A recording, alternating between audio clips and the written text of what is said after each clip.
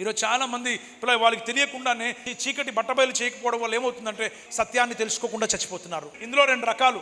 ఒకటి, బాప్తీసం పొంది మందిరానికి వెళ్తూ సత్యంలో లేకుండా చచ్చిపోయేవాళ్ళు కొంతమంది, బాప్తీసం పొందకుండా మారు మనసు పొందకుండా చచ్చిపోయేవాళ్ళు కొంతమంది. ఇలా లోకంలో రెండు రకాలుగా ప్రజలు చచ్చిపోతున్నారు. సత్యం లేకపోతే ఎవరైనా చచ్చిపోతారు, వెలుగు లేకపోతే ఎవరైనా ఏమైపోతారు? చచ్చిపోతారు. వెలుగు లేని వాడు మరణానికి పాత్రుడైపోతాడు. అందుకనే రోమా 6:23లో బైబిల్ గ్రంథం ఏం చెప్పింది అని అంటే, సో పాపం వల్ల వచ్చు జీతం ఏంటి? మరణం. సో చీకటి చివరికి మనుషుల్ని దేంట్లోకి నడిపిస్తుంది? సో పాపం అంటే అర్థం ఏంటి? పాపం అంటే దొంగతనము, వ్యభిచారము, లేకపోతే అసూయ, ఇవి మాత్రమే పాపం కాదు. ఆజ్ఞ అతిక్రమం పాపం. ఏది పాపం? ఇవి మాత్రమే కదా ఆజ్ఞ అతిక్రమం. బైబిల్ చెప్పింది కాకుండా మనుషులకు నచ్చింది చేస్తే వాళ్ళు దేంట్లో ఉన్నట్టు? పాపంలో ఉన్నట్టు. సో ఆజ్ఞ అతిక్రమం పాపం, పాపం వల్ల వచ్చిన జీతం మరణం. సో చీకటి ఒక వ్యక్తిని ఏం చేస్తుంది?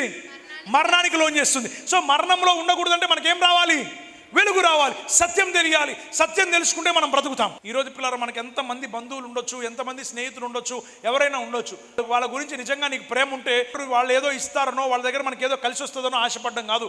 నిజమైన బంధుత్వం ఏంటో తెలుసా? ఎదటి వ్యక్తి కూడా సత్యం తెలుసుకోవాలని ఆశపడ్డాం. అలా ఆశపడినప్పుడే వాళ్ళు రక్షణ పొందుతారు.